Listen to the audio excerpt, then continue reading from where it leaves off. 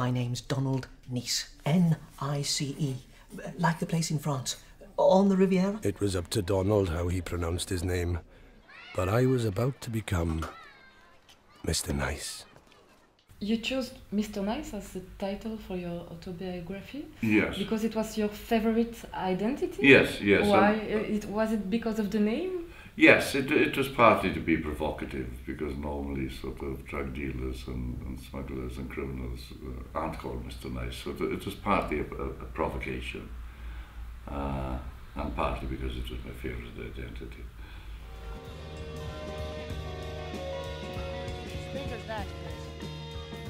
One of the means I used to smuggle was to hide hashish and marijuana in the equipment of rock and roll bands, British rock and roll bands.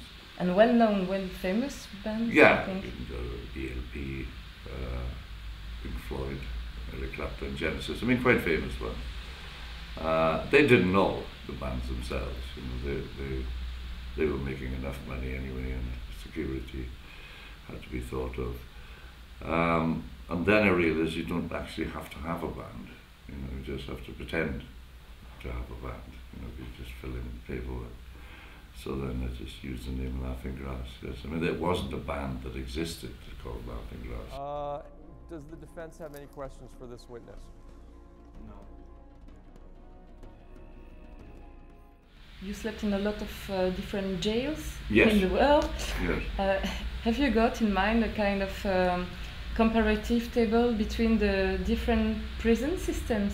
America is bad, yeah. I mean, American penal philosophy, if you like, or penal policy, doesn't have any rehabilitative aspect to it. It's just, you know, bang them up, forget about them, wait till they're too old and hope they die, sort of, you know, philosophy.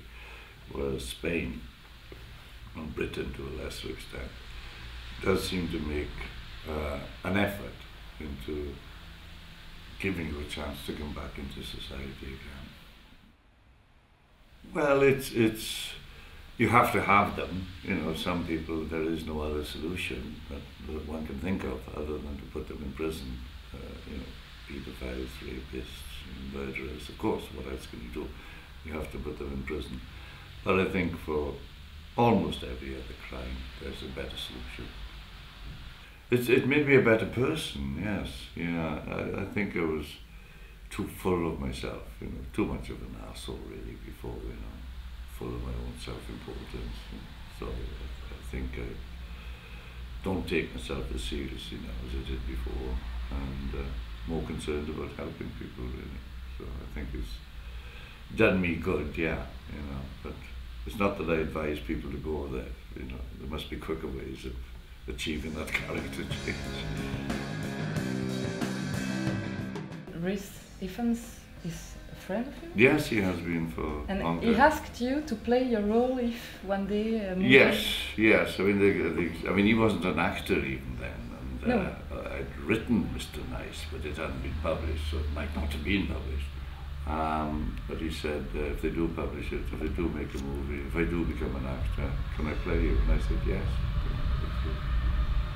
Sounds like a crazy decision looking back, but it was obviously the right decision. But we became very firm friends.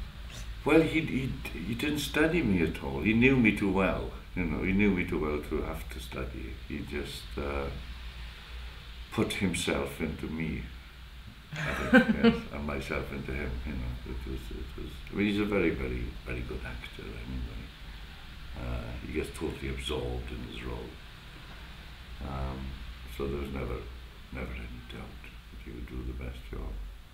I mean, lots of people have told me that they go to the movie and sometimes they think it's me and it's not. You know, not at any point do I appear in that movie.